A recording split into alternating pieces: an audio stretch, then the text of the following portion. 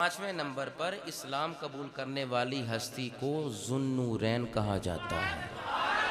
पांचवें नंबर पर इस्लाम कबूल करने वाली ज़ात को ज़ुल हिजरतैन कहा जाता है। पांचवें नंबर वाली हस्ती जो आका अलैहिस्सलाम की बारगाह में अपनी गर्दन को झुकाए उसे उस्मान गनी कहा जाता है। जिसने अपनी गर्दन को दरवाज़े रसूल पर दहलीज़े मुस्तफ़ा पर झुका दिया उसे सखियों का इमाम उस्मान गनी कहा जाता है। पैकरे हिल्मो हया कहा जाता है। पैकरे सिद्को सफ़ा कहा जाता है। मंबई जूतो सखा कहा जाता है। उससे ही तो ज़ुल हिजरतैन कहा जाता है। उससे ही तो ज़ुन्नूरैन कहा जाता है।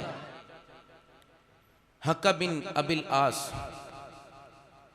चचा ने बांध लिया हजरत सैयदना उस्मान गनी को। आप पर तशद्दुद किया, जुल्म किया, मारा, आपको कैद कर लिया, बांध दिया हजरत उस्मान गनी को। किसने? हक्कम बिन अबिल आस ने, आपके चचा ने। चचा कहने लगा, उस्मान ये क्या कर रहे हो? अपने बाप दादा के दीन को ही तुमने छोड़ दिया, अबाऊ अजदाद के दीन को तुमने तर्क कर दिया।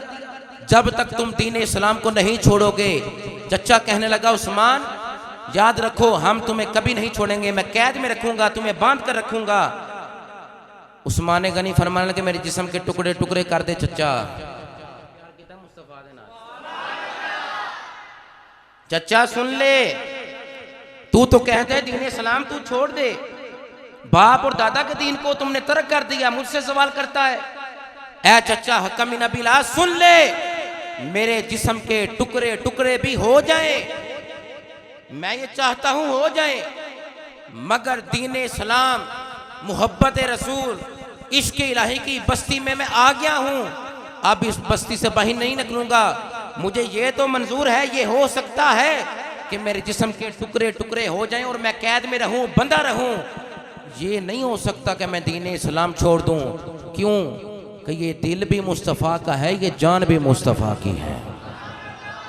इस्लाम की मोहब्बत मेरे दिल से चचा तू नहीं निकाल सकता।